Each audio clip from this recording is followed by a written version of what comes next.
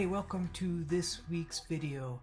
You know, if there's one thing that we all have in common, it's that we all have to eat, right? So why not have the Uncle Sam pay for some of that business expense? The IRS states that the client and prospect business meals can be deducted. This deduction used to be limited to 50% prior to 2021, but in 2021 and 2022, it's 100%. There are several rules, though, that you should be aware of in regards to what is and isn't deductible for meals and what proof you should maintain to support this deduction. So in this video, I'm going to walk you through those rules, including what you should keep to support the deduction. So let's get to work. All right, so let's talk about the basic rule. You may deduct 50% of your client and prospect business meals if the expense is an ordinary and necessary expense, is paid or incurred during a taxable year in the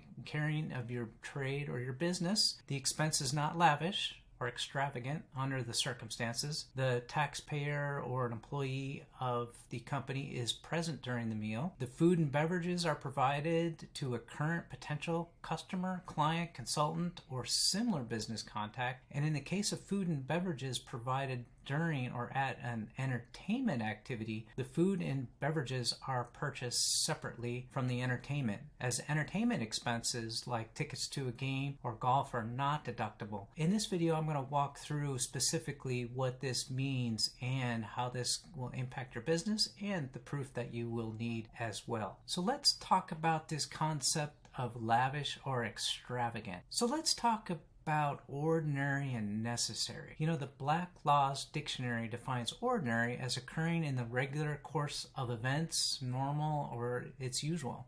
Obviously, a business meal with a client, prospective client, or consultant can be normal and usual for most businesses.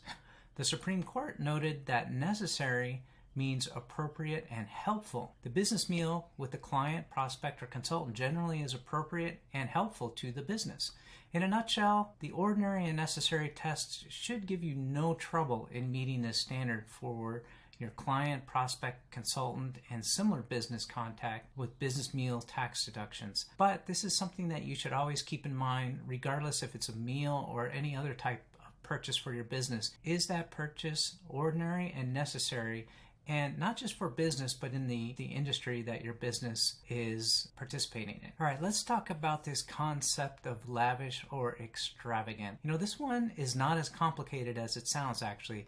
The law actually does not define lavish or extravagant. No court cases, to my knowledge, have applied the concept or to deny the business meal cost. Basically, an expense which, considering the facts and circumstances, is reasonable will not be considered lavish or extravagant. So a business meal at a deluxe restaurant, hotel, or even nightclubs could work. This is where common sense comes in, and you should use your judgment and make sure you're comfortable with deducting the expense. And I think that's really the rule that you should follow. Okay, so let's talk about present. You know, to qualify for the meals deduction, you or your employee has to be present during the business meal. Well, that makes sense, right? The being present rule was developed originally to preclude deductions for business meals as business gifts. So the being present rule eliminates the gift idea and requires that the deduction be claimed as a business meal when you are present for that business meal. Also, I see this a lot where a business owner grabs something to eat and does not have someone with them. In other words, they are the only one present. Now, remember what I said earlier. The expense needs to be provided to a current or potential business customer, client, consultant, or similar business contact, and that could be an employee. Thus, you, yourself, and I alone wouldn't qualify. So, if you go out to lunch on the business, make sure that you bring someone with you and make sure that the expense is ordinary and necessary, as we discussed earlier. Okay, let's talk about the separate from entertainment.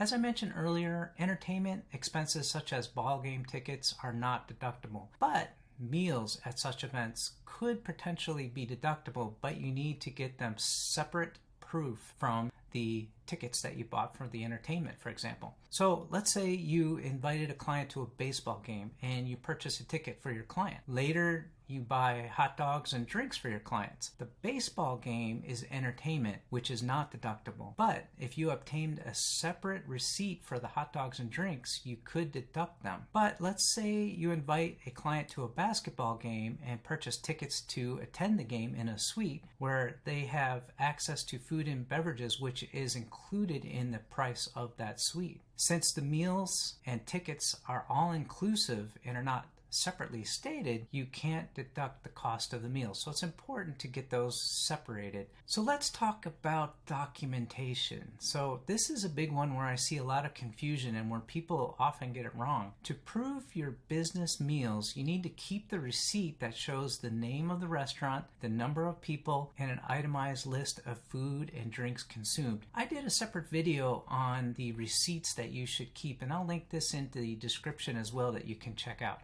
But on the receipt, record the name or names of the persons with whom you had the meal, and also record the business reason for the meal. If you charge a business meal to a credit card, the credit card statement provides you proof of payment, but proof of payment is not proof of what you purchased. So in addition to the proof of payment, keep the receipt with the notations that I mentioned earlier. So some key takeaways is, take advantage of the IRS meals deduction.